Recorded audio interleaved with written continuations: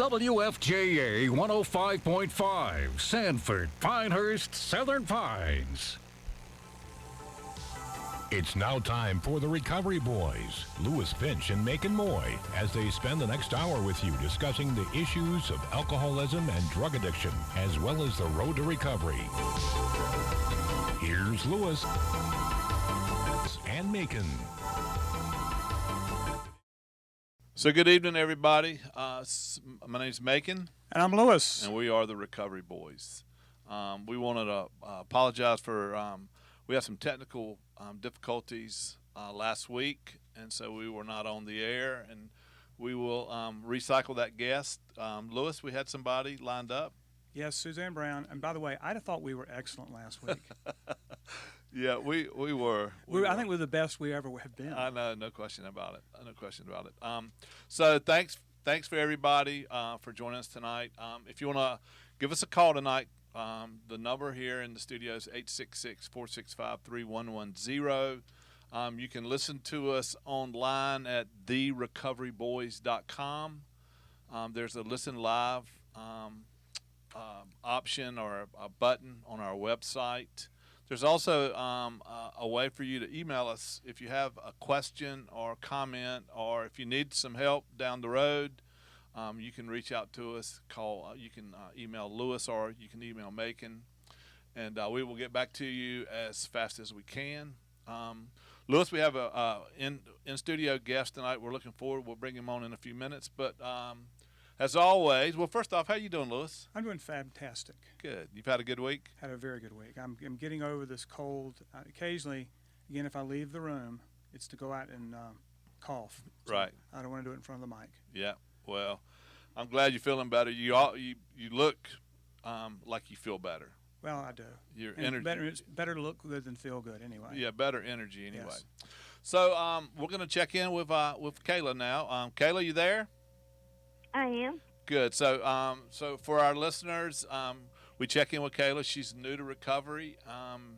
She makes us happy when we talk to her because she's excited about her new life. And we've decided initially we were asking her questions, and we kind of ran out of things to ask her, and so we just decided to give her her own little time to talk to us about early recovery, maybe share something with somebody else that's in early recovery. And so this is Kayla's little opportunity to reach out. So Kayla, what do you have for us today? for tonight. It actually comes from our meditation from yesterday. It says, without this disease, we may have never embarked on our spiritual journey. Thousands of people search their whole lives for what we have found in NA, a sense of purpose and a conscious contact with a higher power. So, that was big for me, the whole sense of purpose. I carry a meeting to a facility in Lakeview every week, and it just gets me out of myself and lets me give away what was so freely given to me. It is. It's funny when we go to meetings or listen to speakers, all the things that we end up doing. But it always, when I do talk to some of my normal friends who don't have the same disease that I do, that we do, and I tell them how lucky I am that I was a drug addict and an alcoholic, they kind of cock their head at me like, what are you talking about? And, we all would never be where we are doing what we're doing if we hadn't gone through what we went through, right? Right. And so we're excited we're excited that you're excited about the way you're living, you're helping people. I know you've got a really good program going on. Lewis, any questions for Kayla? Yeah, I just have one. I know that with a holiday, so to speak, coming up in 2 days, typically I would use those events. Groundhog Day, I would do something. But how are you planning on spending Valentine's Day? Or have you even thought about it? Not really. My stepdad's going out of town, so my mom's going to be by herself this weekend. So that's not very romantic. Movie night planned. No, he's going to the race to Daytona. They go every year. Still not very romantic. Me and her. No. he'll make it up to her, I'm sure. But me and her have got a movie night planned, so. Well, that's fantastic. That's But fantastic. but you have a plan, right? I do. That's awesome. And Kayla, that's funny. I mean, Lewis, we talk about it all the time, but you do. We all listen to. For those of us in recovery, I don't care if you're in early recovery, late recovery, whatever stage of recovery you're in, having a plan for those things that invariably will come at us is so important. I mean, it gives us. It's our hedge against a relapse, and so I'm glad that you're aware of it, and I'm glad that you take advantage of it. I know that we do. Lewis and I talk about it. We end up in social situations sometimes because of some of the stuff that we end up having to do, and it's just amazing that you have to go in fully aware of what you can and can't do. And so I'm glad that you've got that. I'm glad that you've got that education and that dedication to your program. So we appreciate you, Kayla, and we appreciate you sharing with us tonight, and we look forward to talking to you next week. Yes. All right. Thanks. Thank Have you. a great week. Thank you. And so, Lewis, it's funny. I walked with my buddy Paul. And our guest tonight, I'll let you introduce him, but my wife knows him, and she was disappointed that she couldn't be here tonight. Taylor is home. She's feeling a little under the weather, but she stays busy. But walking with Paul this morning, we were talking about how fortunate we were to be where we are. And it's funny, I'm 62 years old, sober 7 years. It's amazing how life you would think that at this stage of your life you would be, we're on the back nine. It's amazing how excited listen to Kayla, she's a lot younger than we are, but it's amazing how your life can gain new purpose, and how you can all of a sudden feel like you're starting something at a late stage in life, but something that's brand new. It's pretty cool. We were kind of talking about that at dinner too. No one in their right mind would have ever said that I would be in this business. That's right. Ever. In fact, it'd probably be in some other business, drinking and doing whatever I was doing, but never in this. It really is a great way, I think, to spend your time. Well, let's face it. We are we're fortunate. I have tremendous gratitude for the life that I have today. I came into Sanford early tonight. There's Lee County has an opioid commission, which was interesting, and they meet every other month. And so tonight was their meeting, and I'd never gone, so I thought I would go over there. And it's always nice to see a community taking the issue seriously.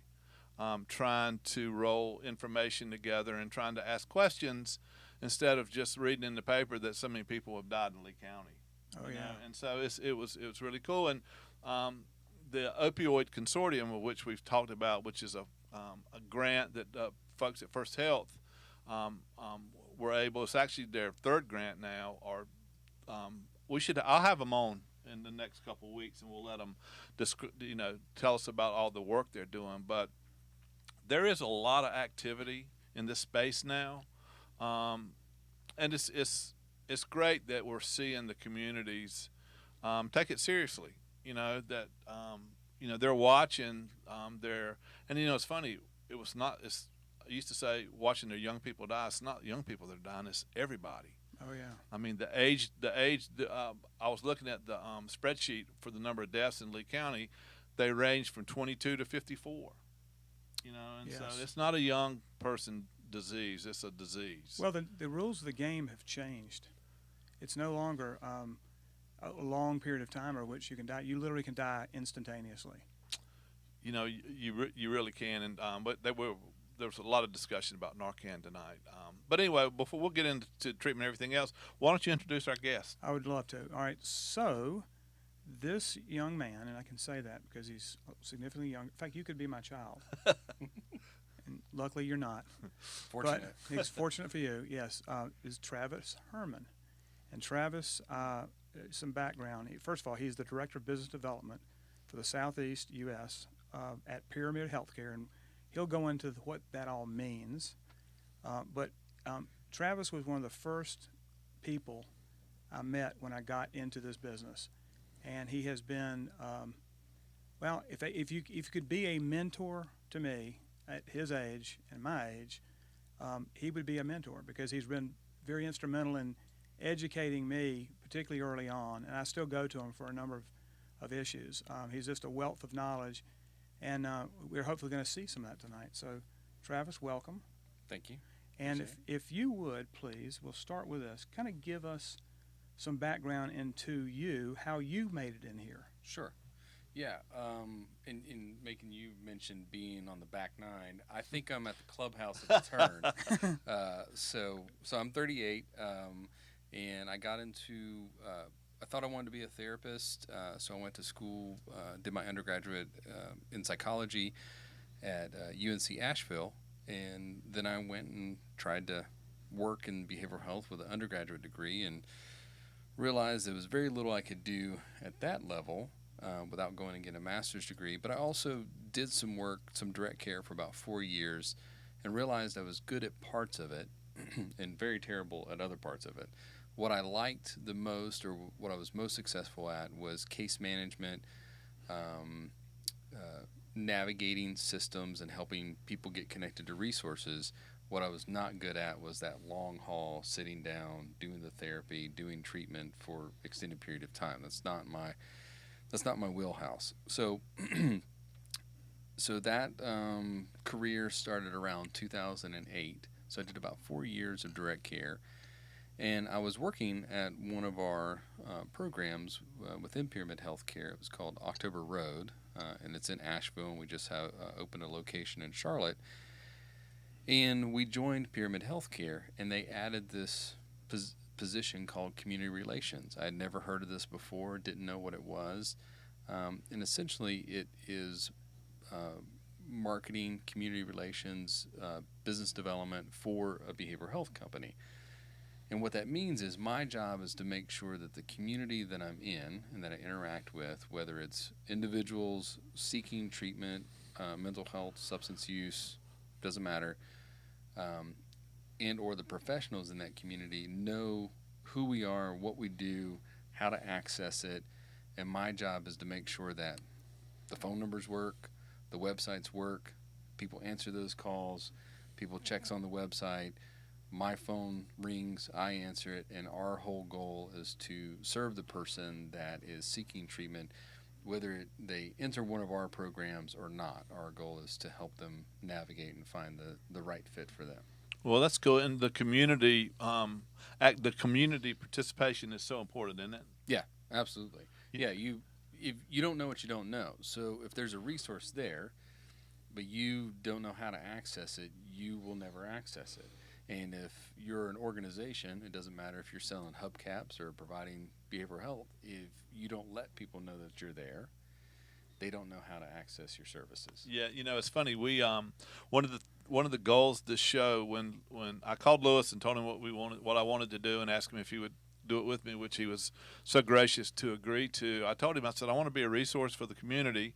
Our community, so people will be able, if they have a question or if they need some help, it should be easy. It should not be difficult. And it's also got to be, the information needs to be presented in a way that's easy for the user. You don't want it to be so complicated. And, the great thing about communication these days is that with the internet and websites and everything else, you can get over too much information, and all of a sudden you become stifled. And we're very fortunate, and we do have our website, therecoveryboys.com, and we'll talk about this in just a second. But we do have a resource tab for people who, if you don't have any money, you still need treatment. If you have a lot of money, you still need treatment. And so it really stretches between those two.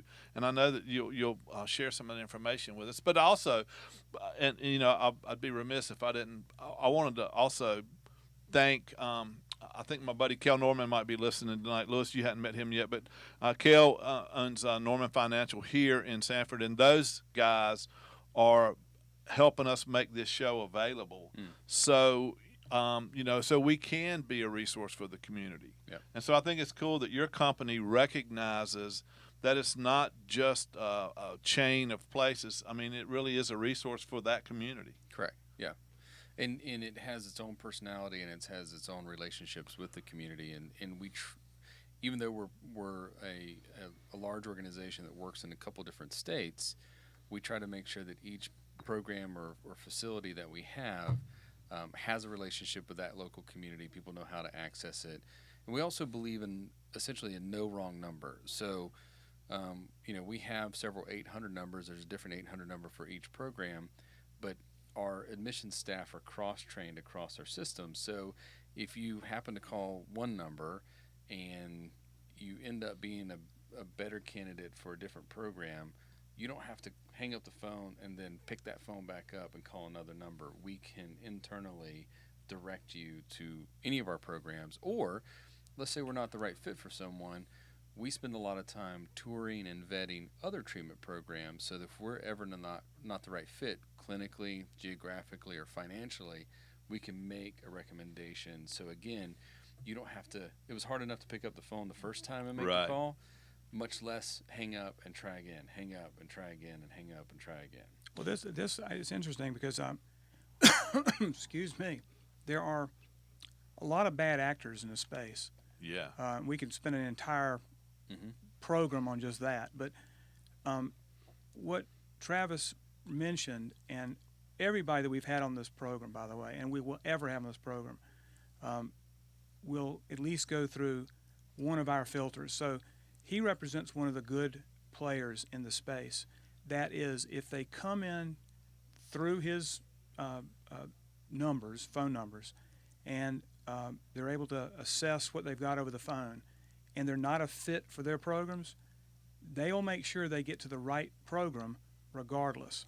Because there's so many bad actors out there who are, and you addressed it somewhat, Macon, in that everybody's website looks great. Yeah. And a lot of, I'm getting ready to go into this, but a lot of the companies will actually tie your website, if you're a treatment provider, to theirs. So if you were to type in one of Travis's programs, they might populate their other website, which is, and it's all it is about filling up a bed. Yeah. It's not about treatment. It's about getting a body in there. Well, and I'll be a little bit more kind. You've seen the underbelly of It's some not of in my this, nature, you know that, right? But it's, I was thinking about this on the way down, and I've got a 16-month-old son. Oh, congratulations. Thank you. And we had to decide what pediatrician we wanted to use. Well, if we Googled pediatrician in Asheville or best pediatrician in Asheville, where I live, I'm going to get a wide selection of responses. Absolutely. And I'm going to see Yelp reviews, and I might see WebMD, or I might see something else. But there's nothing there other than information and it doesn't tell me whether or not this is a good pediatrician or not. How do we find out which pediatrician we go to? Well, my wife calls her sister and says, "Who did you use for your daughter?" And she goes, "Well, we recommend so and so."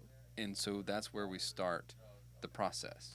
Yeah. Because it's a personal recommendation that has experience. Well, it's interesting that we would be talking about this. I happen to have a situation that I worked on, and I actually talked to Lewis about it. And I had somebody call me, and the question that you always get from people who do have financial resources is, what's the best place? Yeah. What's the best place? And we say it all the time. We talk about it. Lewis and I talk about it all the time. Sobriety is not a product that can be purchased at any store. It is people. A lot of people with those kinds of resources are used to being able to purchase what they want and get what they want. And this is one product that you just can't. It doesn't work that way. Right. It just does not work that way. And so it's interesting. Somebody asked, "What's the best treatment center?" And I said, "Well, it really depends on the person." Right. Yep. And they don't like that answer either, by the way. They do not like that answer. No. Well, when you have a loved one that's struggling and you hate seeing them struggle, doesn't matter, son, daughter, brother, sister, aunt, uncle, you're really just trying to ease their pain and suffering. And so you also, unfortunately, it doesn't work well with recovery, and it doesn't even work well in healthcare, really. you can have a chronic health condition, and just because you take one medicine doesn't mean it's going to wipe out that experience. And so in recovery, whether it's one treatment experience or whether it's several treatment experiences, it's never not worth it. You're always going to get something out of it, albeit some better than others. But the whole point is we're trying to find as best fit as possible, engage that person where they're at in their process. This may or may not go well this time, but let's make sure that we're available the next time and the next time, and then hopefully at some point in time they'll be able to grab a hold of that. I listen to my wife. I won't say she lectures me, but that's what she does sometimes, and God knows I need it. But sometimes I'll become impatient because you want all this to work out for people, and sometimes it just doesn't. And Taylor always look at me. She says, "It's not his time." Right. God's plan is something different.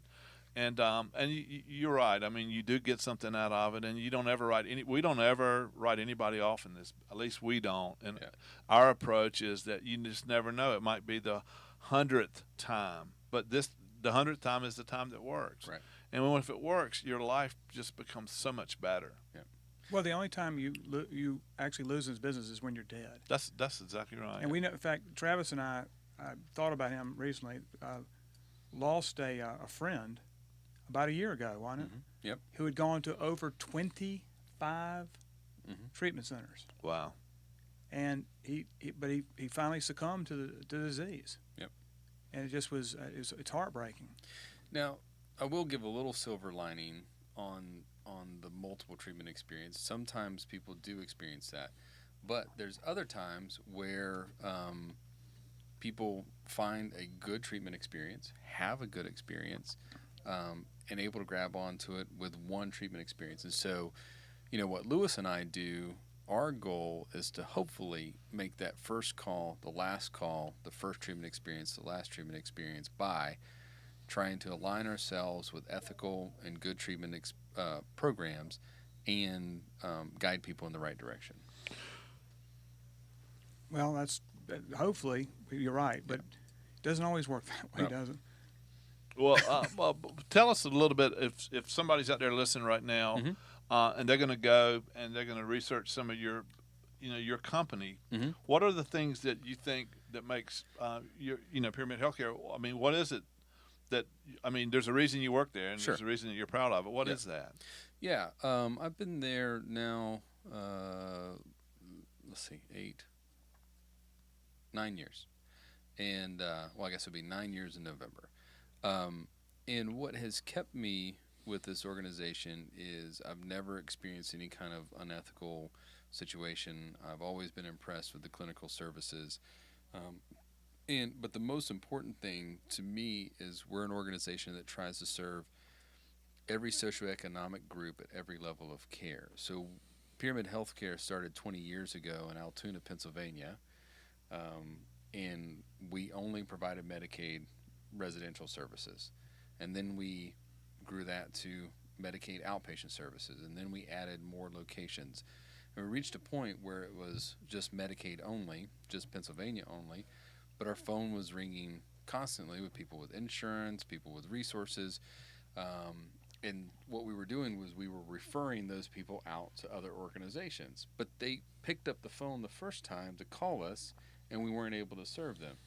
So then it became a goal of our CEO, Jonathan Wolf, is the phone is ringing, the person's here, how do we serve them? So we started adding programs that are in network with insurances, and then we started developing smaller programs that are out of network with insurance or private pay. So that way, if you've got $0, we have some options. If you have unlimited resources, we have some options, and then we can hit anything in between. Yeah, and what's so cool is that, and it's important that people are listening, that no resources, which unfortunately is a large number of people, a lot of people don't look into treatment because they don't think that they can afford it, Right. and they don't think there are any options for them. And we want to make sure it's really important that the public understands that there are options. Correct. Yeah, I've actually a close friend of mine. I'll keep it as anonymous as I can. His father actually experienced a year and a half of treatment for free. So he called me. He was in the parking lot of the hospital. He got out of his car, left his car in that parking lot for a year and a half. I don't know how it did get towed. He went into the hospital. I told him exactly what to do and how to do it, and then the ways to access various levels of care and treatment. He went through one of our state facilities, ADATC, in Black Mountain. Oh, yeah. He then came to one of our grant programs at October Road in Asheville, and then he went on to First Step Farm out in Candler, North Carolina, and lived there for almost a year. So here's a person, $0, 0 resources, called me, listened to what I had to say, followed every single step, and was able to put together a year and a half of treatment in Western North Carolina for free. Unbelievable. Well, and that brings me around to something, because Travis, I think you touched on it briefly, but would you, if you could, walk us through the pyramid family of treatment centers? Yeah, sure. And the various range of services that you guys offer. Sure. Yeah, I'll start local here in North Carolina, and then I'll kind of expand out from there. So in North Carolina, the program that's been with us the longest and the longest running program in the Southeast is October Road. So they have a location in Asheville, and we just opened a location in Charlotte. And October Road in Asheville specifically predominantly serves uninsured, underinsured, indigent persons. And so it started in 2006, and the goal was to provide addiction treatment to those that didn't have resources. So if you have $0 and you live in Asheville, North Carolina, you can call October Road and come in. You can even walk through the door, no appointment, and we will serve you. We'll get you started.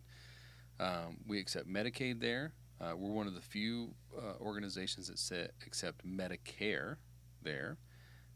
We're also last year went in network with 14 different commercial insurances, because what we saw happening in the Asheville community was it's a higher cost of living. A lot of people are in the service industry, so they are attempting to improve their lives.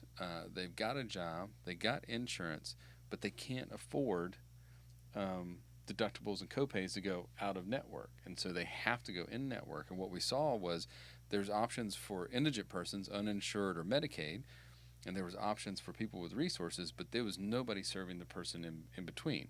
So we made a push last year to go in network with 14 different insurances, so that if you are in a place of needing support, doesn't matter if it's individual therapy or you need partial hospitalization 5 days a week, you can come to October Road, use your insurance, and be able to afford treatment. Our goal wasn't to shift who we served, it was to crack that door open just a little bit wider. Yeah, and how big is the facility? We take up a building in downtown Asheville, and Hunter asked me the other day, Hunter's my colleague here with me today, he said, how many people do we serve? At any given time, we're serving around 1,500 people. Wow. And that maybe they're coming once a month, or maybe they're coming daily. So this is all through all levels of treatment, right? It is. It's all outpatient at October Road. There's not a residential component in the state of North Carolina for Medicaid. That's a whole nother ball of wax. I was going to. That's one of my questions. Yeah. What's the significance of the fact that you guys are in network with Medicare? Yeah, so that's a great question. So Medicare, because if you're over the age of 65, you don't have any problems, right? Yeah, exactly. None that you want to talk about. Right. Thanks for bringing that up. Yeah. So if you're over the age of 65 and you're eligible for Medicare, if you don't have a lot of resources, you have access to what's called Medicare A and B, and that's it. So what that means is you go to the hospital, Medicare covers 80% of your bill, and you pay the other 20%. Well, if you're low income and you have Medicare, you may also be eligible for Medicaid, which picks up that other 20%. So No harm, no foul. But what if you're over the age of 65, you've worked hard, you saved money, you got 401k, you've got retirement, maybe you sold a business, you have to choose a Medicare Advantage plan. So it's like commercial insurance, but for people over the age of 65. Guess what? There's no residential behavioral health benefits attached to Medicare Advantage plans. So if you're 67 and an alcoholic and need to go to treatment right now, there's nobody that will accept that insurance. Unbelievable. I did not know that. It's insane that we're experiencing this. And what even makes it more complicated is, I'll use my father, for example. He had, I think it was Mutual of Omaha, and United Healthcare Medicare Advantage plan. So October Road is in network with United Healthcare, but we're not in network with United Healthcare Medicare Advantage plan. It's a whole separate contract. So if my dad had to go access treatment at October Road with his Medicare Advantage plan, we couldn't serve him because we're in network with this portion of United Healthcare, but not the Medicare Advantage plan. It's just unbelievable. And people say, I have great insurance. They do. If you had a heart attack right now and called 911, Right. you know, Medicare would pick up a portion, and your Advantage plan would pick up a portion, and you'd have a very small bill at the end of the day. Right. But if you are struggling with alcohol and want to go to detox and residential treatment, you're out of luck. Yeah, and it's unfortunate.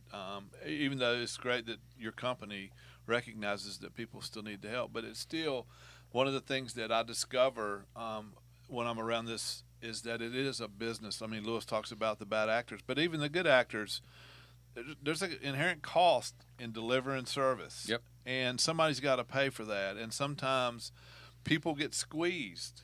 People get squeezed, and we see it every day. We see it, and these, we live in Moore County. This is Lee County.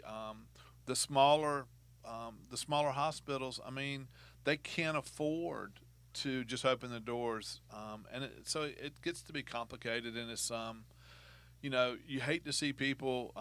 One of the things that we see here is the local jails become the housing units. Yep. Because there's nowhere else to put these folks, and so it's great that you as a company recognize that and try and fill that need. And Asheville is a great recovery market. Yeah, we have great recovery in Asheville. I'm an Al-Anon personally. I'm not one of you bozos. Yeah. It's never too late. I'm still practicing. Exactly. But I'm an Al-Anon, and even in the Anon community, we have a great recovery community. But in Asheville specifically, we have a great NA community, AA community. We're also a fairly progressive town, so we see Smart Recovery, Dharma Recovery, Refuge Recovery. We kind of have Celebrate Recovery. We kind of have a nice selection of everything. So if one of those isn't your jam, you got options, and also you got sober living beds. I mean, you actually have places for guys. It's one of the things that we struggle with here is we just don't have enough sober living beds. Yeah. The Raleigh Triangle area, there's nobody providing. There's a select few of people that are doing sober living. Yeah, you got Oxford House and you got Green Hill, and that's about it. And there's nothing in between. Yeah, and there's as I'm not saying there's a lot of bad actors, but there's a lot of people that make a lot of money in that business. Mm-hmm. Yeah, absolutely. Well, tell us about the rest of your portfolio. Yeah, so we'll just transition since we're talking about sober living. So Real Recovery is in Asheville, and it is a young adult male and female extended care program. So we use the term extended care because there's not really a better term that explains it. What it is sober living and clinical services, and we manage and own both of those. So just sober living is just a sober house, and there's typically non-clinical support around that, and maybe no support. Oxford House, it's community. It's all peer driven. It's peer driven. Yeah, exactly. So there's no professional experience, and when you don't have a lot of resources, and that's the only thing you can afford, that's what you got. But Real Recovery is structured because what we saw was young people would go to treatment. Mom and dad would spend, whether they use insurance or not, they would spend $30, $60, $90,000 to send someone to treatment. And then when they saw a glimpse of their son or daughter doing well, they would say, oh, they can come back home and they'll be fine. And they don't follow an aftercare plan. They don't hold a boundary. They just say, come on back to the house. We'll figure it out. You can go back to school. Everything will be fine. And 30 days later, they're back to where they were, when they started. So Real Recovery came about to be that transitional plan. That's amazing. That's awesome. Yeah. So you go to primary treatment, 30, 60, 90 days somewhere, and then you transition into Real Recovery. And most folks stay with us around 6 months. So 3 months is kind of our minimum, and if you're with us 9 to 12 months, maybe we're not pushing you good enough. But 6 months is really about the sweet spot. And then a lot of those young people stay in Asheville because there's a good young people's recovery, and then they get jobs and they live a life of recovery there in the community. And a great community of meetings, and you form relationships that become so important in your sobriety. We were talking about that all for a long time, but I'm so glad. One of the fallacies that you're in our industry, we always have to battle is that people think 28 days and then I get my kid back and he's fixed, right? And you just kind of look at them, it's like, how long can I talk to you before you understand that that's not the way it works. Right. Treatment is the beginning. It's not the end. It's not like a car wash. You don't go in dirty and come out clean. I mean, aftercare is the one. My passion for this whole business is aftercare because I know how important it is to have a plan and give people. And so it's really cool that you guys are doing that because people, I'm always amazed at how many people come out of treatment and don't have any options. Right. Well, and depending on how much you were using or what you were using, I was just talking to a young man yesterday. I know his story. He went to Silver Mist, our young adult residential program, for 30 days and then came to Real Recovery. And 90 days later, he's still shaky and in a fog. He's not, his brain was still healing. And so we're talking about 6-9 months later that we actually saw the real person. So 28 days, there's no research that supports 28 days. That's a made-up number. That's an insurance-driven number. It sure is. There's no evidence behind it. But there's a movie called 28 Days with Sandra Bullock. It must be true then. Well, you're so right, though. I mean, I am a recovering alcoholic and drug addict, and I can tell you, it was 2 years for me before I really started being able to put all the pieces in the puzzle together. You know, I mean, it's just amazing. Of course, I'm a lot older, and we all hit different levels that affect our ability to get back to whatever normal is. But the aftercare program is so important, and it's so cool that you actually have a product for that. Yeah, I'm glad I didn't know about that. Yeah. So that's one that I will. I do have a question. Wait. Okay. But you know what normal is, right? It's a setting. It's a setting on the dryer. Okay. Yeah. That's good. That's good. That's all I'm good for. That's That's my one dad. That's a good one, though. Yeah. Take his wife, please. What I just have to ask, what's the longest that anyone's been at Real Recovery? We've had some young people stay around a year. Mm-hmm. Yeah. So actually, we have someone right now that's been with us about a year. And at Real Recovery, did they go out and get jobs? Yeah, so what's unique about Real Recovery, so one, it's this extended care model. So you've gone somewhere for 30, 60, 90 days, and then you come to us. And our goal at Real Recovery, what it was founded in was to have fun while being sober. The original founders of that program, Kevin Short and Dana Ryder, they were young people in recovery, and what they kept experiencing was they would go to an Oxford house, or they would go to a sober living, and their roommate's 50 years old, and he's a curmudgeon and not happy, and he's sober, or they would go to an AA meeting, and they would see people that are sober, but they're miserable people, and they would say, if this is what life looks like sober, I'm not interested, right? Right. So that's how Real Recovery was birthed, was how can I be in recovery, be a young person, and have fun? Yeah. And so our goal at Real Recovery is to create structure, post primary treatment, help people work on the things that they started working on in that 30, 60, 90-day treatment experience, and then help them tiptoe out into the world in a safe way. You can go to somewhere for 365 days if you want to and stay sober because you're in a petri dish. Yeah, in a cocoon, right? Yeah, you're in a lab. But if you come to Real Recovery, we want you to go get a job. We want you to go on a date. We want you to go bowling. We want you to go mountain biking, hiking. We want you to enjoy all those things and give you enough support so that you can go out, test it, try it. Ooh, that was uncomfortable. I don't know if I'm ready for dating or not, or I don't know if I'm ready to go back to school and take 16 hours or not. I don't know if I'm ready to I thought I wanted to be an electrician, or I thought I wanted to be a doctor. I think I want to go, do woodworking for a little bit and then circle back to it.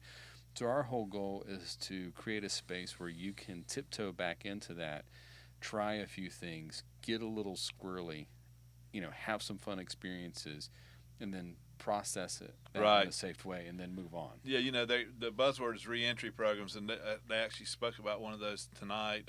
But it is nice that at least from the IQ of the general public is starting to understand that treatment the process doesn't end at treatment. It starts at treatment, and reentry programs and the relapse rates and all those things are affected by the lack of aftercare programs. Yeah. And so it's cool that the conversations are taking place.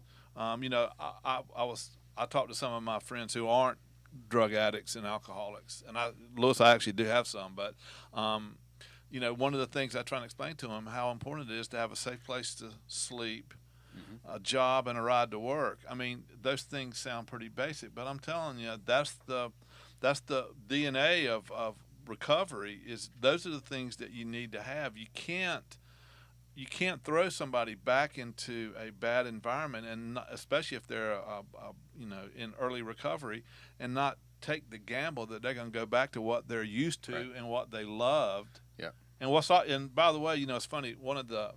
When I was in treatment center in California, and one of the therapists looked at me and says, "I just want you to remember that while you're in here getting fit and all fixed up, so your disease is in the parking lot doing push-ups." Yeah.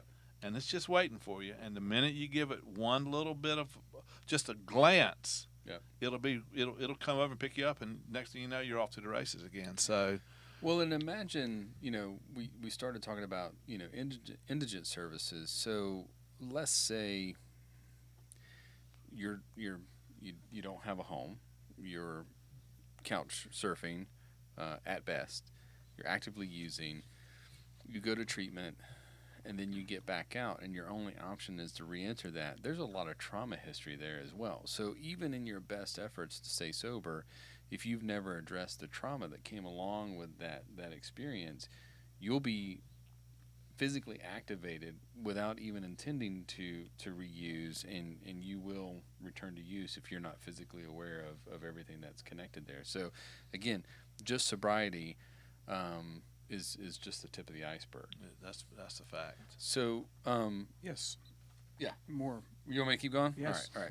So we talked about October Road. We talked about Real Recovery. I'm going to talk about Silver Mist and then Silver Ridge, because Silver Mist came first. So a couple years ago, I think it was around 2014, we said, all right, we're going to do something smaller, more individualized, out of network. So we opened Silver Mist in Renfrew, Pennsylvania, which, if you know where that's at, you're unique. It's about 45 minutes north of Pittsburgh. So beautiful area, absolutely gorgeous, 30-acre equestrian estate. So we bought that, we turned it into a treatment program, and we said, we're going to serve rich older people like Lewis. Like Lewis. Yeah.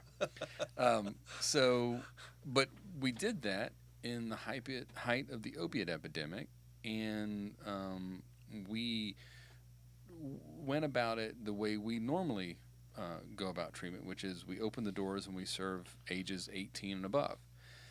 So what happened in such a small program, we started at 15 beds and then transitioned to 20 beds. You could have an 18-year-old heroin user and you could have a 60-year-old alcoholic. And inevitably what would happen was it would be a weird mix of people. Yeah. And so you would have, the 60-year-old female being house mom to everybody and the 18-year-old girl looking for dad and every male that was in the program and everything in between. So we looked around and we said, something's not working here. And, there's programs for adolescents. There's programs for young adults. There's even programs for geriatric individuals. But the largest substance-using population is between the ages of 35 and 65. And they're the least likely to access treatment. So we started looking around and seeing what's out there for those individuals. And what we kept finding whenever we were doing the research was there's programs called professional programs, and there were a couple programs that had boomer tracks. Well, if you're a baby boomer, that is a specific age group at a specific time of our country's history, and that age group is only aging out. So it's really an antiquated term. And what that term used to reference is kind of that 50, 55-year-old midlife crisis type of person that would access treatment. The professionals programs are predominantly geared towards license-oriented professionals, so attorneys, physicians, pilots, nurses. So you can be 28 years old and be a nurse. It doesn't mean that you're quote-unquote a professional. You can be a pilot at 28 years old. Doesn't mean you're quote-unquote a professional. So developmentally, it still missed the mark. So we saw this happen at Silver Mist, and nice, great program. So we said, what would it look like if we served the midlife adult, which is loosely between the ages of 35 and 65, and we created a meaningful experience for that age group. And that's how we created Silver Ridge in Asheville. So Silver Ridge, and then we transitioned Silver Mist to young adults. So Silver Mist serves individuals that are 18 to mid-30s, and then Silver Ridge serves folks that are mid-30s to mid-60s. And we'll occasionally go over that 65 age, or occasionally we'll go under that 35 age. It just depends on the person. But most folks in that age group, if you look at it like a bell curve, starting at 35 and then ending at 65, most individuals are in that 45 to 55 range. Right. That's kind of the peak. So what we've seen that's been really meaningful about Silver Ridge, and we've been open now 3 years, is the feedback that we've gotten from the individuals that we serve. And we're really strict on that age group. Now, we'll interview pretty much anybody that calls, but just because you're 38 doesn't mean you're coming to the program. If you're 38, living in mom and dad's basement, working at Pizza Hut, and you have no commitments, if you're working. Right, even if you're, just because you're 38 doesn't mean you're coming to Silver Ridge. Because developmentally, you're really actually more like a young adult. Right. We'll talk to you about Silver Mist.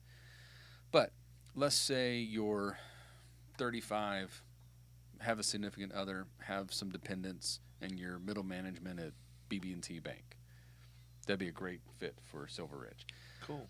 Let's say you're 55, you built your own company, you found some sucker to buy it, you sold it, and you thought retiring and playing golf every day and drinking a six-pack was going to be heaven. Well, your whole identity was wrapped up in that business that you built from the ground up. I know a bunch of them. And by the way, it's not a six-pack. It's a 12-pack or case every day, and you're miserable. Let's say you're a stay-at-home mom. You gave up your art career to raise the kids, and the kids are now off to college, and what used to be a glass of wine a night now is suddenly 2 bottles a day.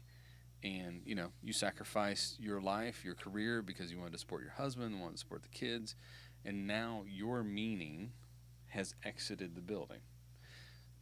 So that person would do really well at Silver Ridge because we really address that midlife transitional moment I'll take one other aside. If you get a chance, read a book.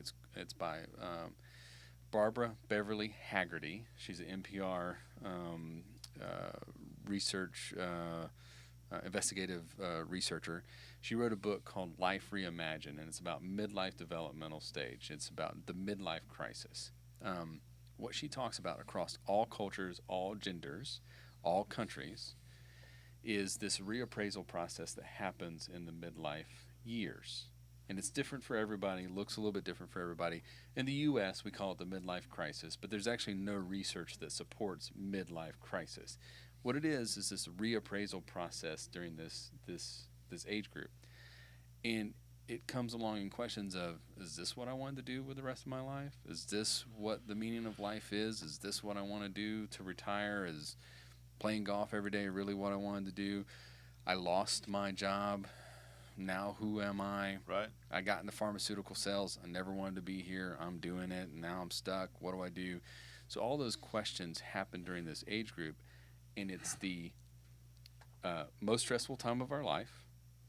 We're typically making the most money we've ever made, but our parents are aging. Some of them have passed away. Our children are growing older, becoming more of a pain in the butt and more of a money, suck. And stress at work has increased, and our relationships stress has increased, our marriages, all those sort of things.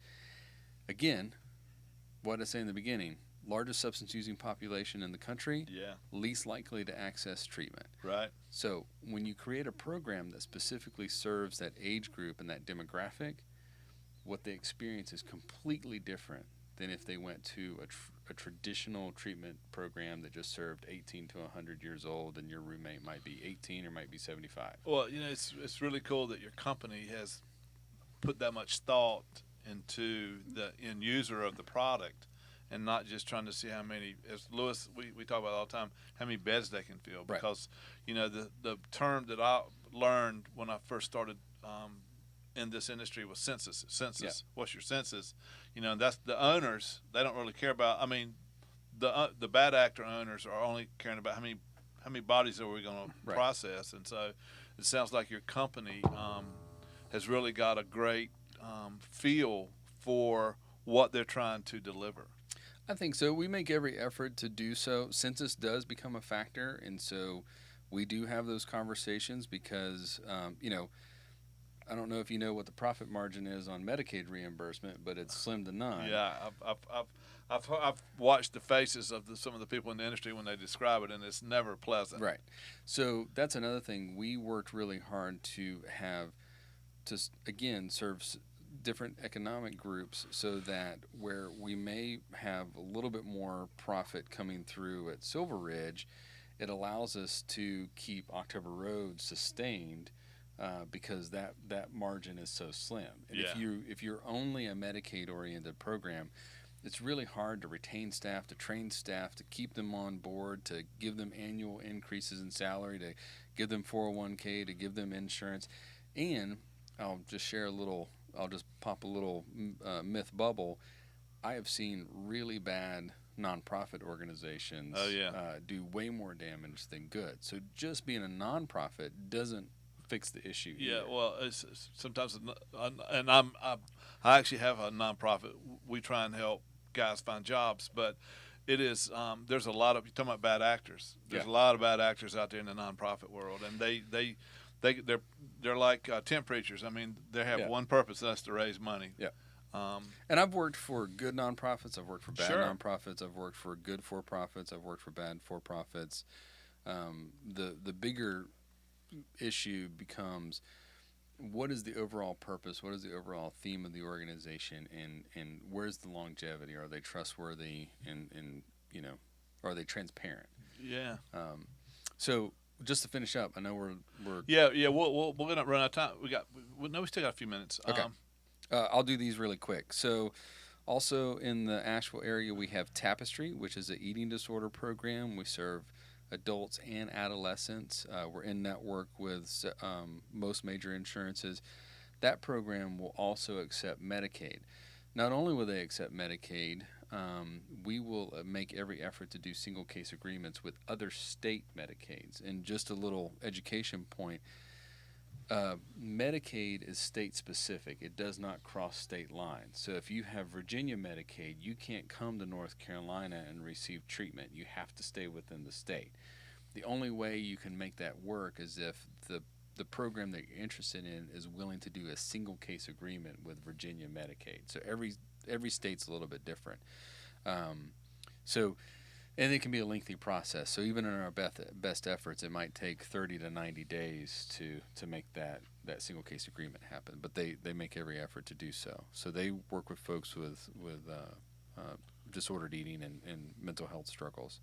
And then last but not least, the newest member of our family is called Freedom Detox, and it's down in Gastonia, about 30 minutes west of Charlotte. Freedom was the first freestanding detox in the state of North Carolina. Getting that license is extremely difficult. Yeah, it is.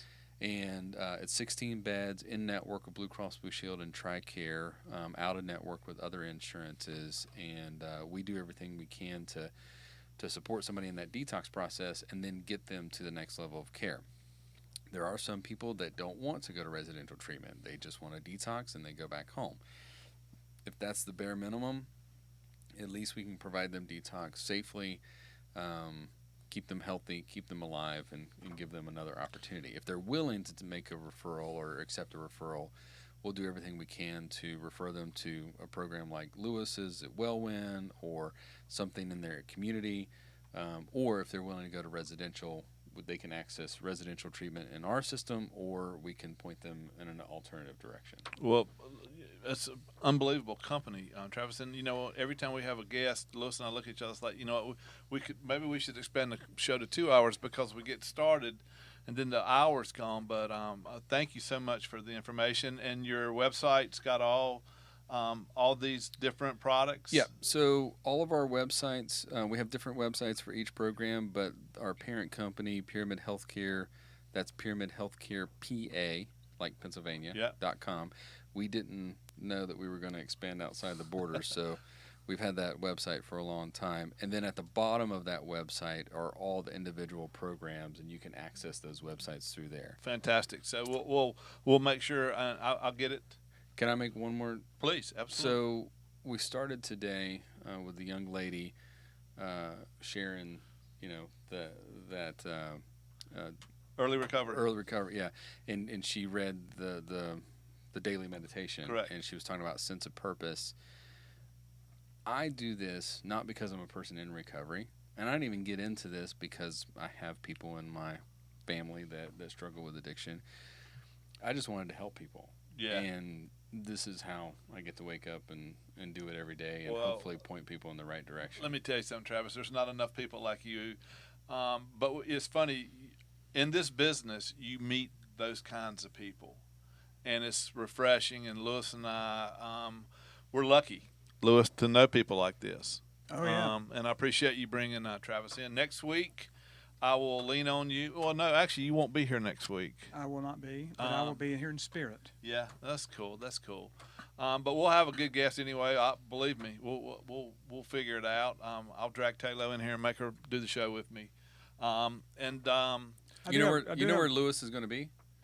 He's going to be networking with other people like me to help people find treatment. That's what he does, and he's awful good at it. And we all can never say enough about Wellwyn. It's a great company. I know I'm in a little levity here, but have you noticed that during the course of the show that the two old guys who are in sweaters, right, whose blood have thinned, is beside the young guy who's almost taking his shirt off? Yeah. I'm sweating. Well, that's all right. He'll get older, and then he'll fill us. Believe me, Travis, it'll happen. So thanks, everybody, for listening tonight. Look forward to having you back on next week. We'll have Kayla on, and we'll have a good guest. So thanks for listening. Good night. Good night.